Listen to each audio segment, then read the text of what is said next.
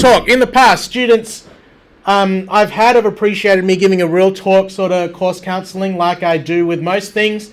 It's kind of better to be realistic about where you stand than act like it's all sunshine and rainbows. I think subject choices going into SACE puts you in 4 positions. Like I always try to do, I try to break things down into steps or little chunks. Because do you agree in that video you just watched, was that a lot of info? Yeah. And was a lot of it like open to interpretation? Oh, are you good? These are your strengths and everything. No, I'd rather that you think of it in these 4 ways. I think at this point in your high school career, you're one of 4 things. You're one of 4 things. You either know exactly what you want to do after school and you're a high achiever. You don't know what you want to do after school and you're a high achiever. You know what you want to do after school but you're a low achiever. Or you don't know what you want to do after school and are also a low achiever. Do you think that covers a lot of bases? So, the best position to be in is to know what you want to do after school and be a high achiever. Because all you need to do is go to the university or TAFE website and check the prerequisites. What does prerequisite mean? Yes? What you need to do it. Okay? There's going to be stuff on that website that says assume knowledge, but assume knowledge is not a requirement. They just assume that you know it. So as long as you tick the box of prerequisite, you just need to choose the subjects that match. So if I open this, this is Adelaide, Bachelor of Engineering. So you're going to hear this term bachelor. What is that? You are, as a student here in Australia, you are an undergraduate and you're going to do a bachelor's degree, which is usually 3 years. Most university degrees are 3 years, but certain university degrees like this, because engineering is quite difficult, they force you to do honours, which is an extra year on top of that. So if as soon as it says honours, that means you're going to be studying for 4 years before you can even do anything. So if we look at this, chemical engineering, and I only choose this because it's very clear to see what the requirements are. You have to scroll down. Let's say that one. Bachelor of Engineering Honours, Bachelor of Science. I don't know why it's so laggy right now. All you care about right now, I don't think there's any international students here. You're all domestic. You've all got a citizenship. Yep. You're all Australian citizens, so you are this. Why is that important? International students pay all their money up front. You, as an Australian citizen, you have HECS, which means that you only start paying for your uni degree after you earn a certain amount of money. You really don't feel it, okay? So you scroll down and you look for... Did I miss it? Here. If it's there, you have no choice. So the only way you're going to do this is if you did maths methods, spec maths, chemistry. That's it. That's ignoring the ATAR. Okay? Then you can, after that, then you can have a look up there. But see how clean it makes it? That's all you need to meet.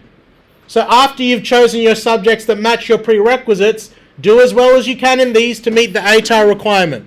That should be pretty easy because you've established you're a high achiever anyway. 2, this is where I think most of the kids in this class are at. Okay?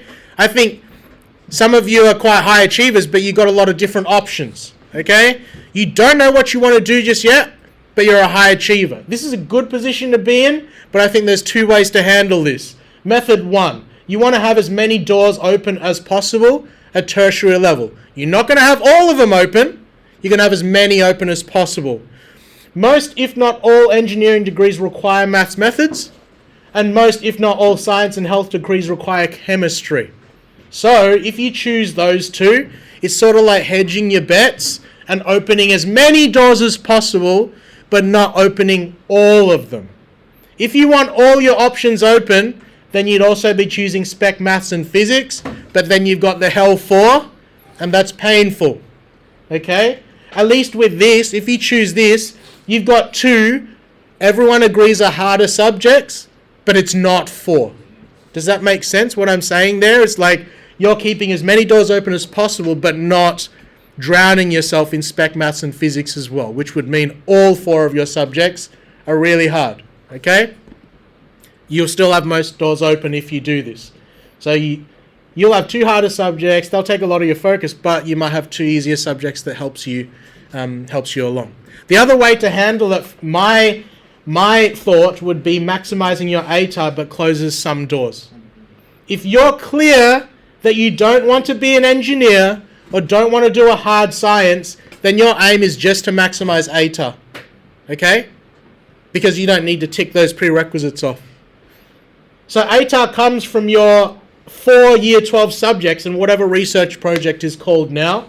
So to maximize your ATAR, choose subjects you're good at or subjects you've found easy in the past so you can spread it out and just do as well as you can. The problem I find is because I teach a lot of Ignites, is a lot of people talk about this scaling thing. They go, oh, if I choose essential, my grade's going to go down. That's true, but it doesn't go down that much. Okay? The only people that should worry about scaling is if you're only passing essential maths, because that's not hard to do. If you're getting an A or above for essential maths, it only adjusts slightly because it's still hard to achieve highly in the easier subject. Okay? I've had paramedics that did essential maths, and I'm like, why didn't you choose? They'd established they were a great student, but they did all methods and stuff in year 11, but then in year 12 they chose essential. I'm like, why? Because I just want to get through and get the maximum ATAR because paramedic didn't require methods. Okay? Be decisive in your choosing and don't worry too much about the scaling. If you're worried about the scaling, I'll show you my actual SACE grades and show you that the scaling doesn't make that a big difference, because I've taught essential before and I've taught general before as well.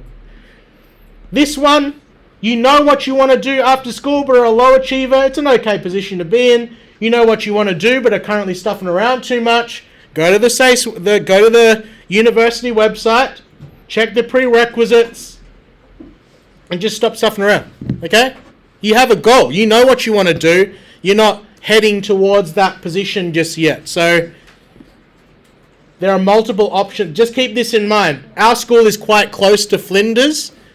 In year 12, they run a uni test where pretty much every course, except for medicine, you can get in a bit easier if you take the test up on senior floor. That's an option for you. But it locks you into Flinders because we have a close relationship with them. Okay, keep that in mind. And then the worst position to be in, you don't know what you want to do after school and are a low achiever. You've got no real direction to aim for and your ability is low. It makes it hard to keep your doors open. You need to work yourself now. You need to pass 1 whole year of English in year 11 and 1 semester of maths in year 11 to achieve a SACE. Unlike years 7 to 10, where you just go on to the next year level, even if you fail, SACE requirements are requirements. If you don't meet them, you'll repeat until they are met or until you drop out. Your goal should be to achieve just a SACE. The SACE is getting through high school in South Australia. If you can't achieve this, I don't believe there will be many workplaces interested in your services, given the level of expectation is quite low. A C- is approximately 47%. That's worse than a coin flip. So stop stuffing around at school, pass all your required subjects for the SACE. Please use this week of research and career planning and Career Expo to sort yourself out. I think the majority of people are probably around here, okay? And you need to decide whether you're just maximizing ATAR or you've got like a direction, but you don't want to max yourself out at year 12. Because having those 4, I went through it, is stressful, okay?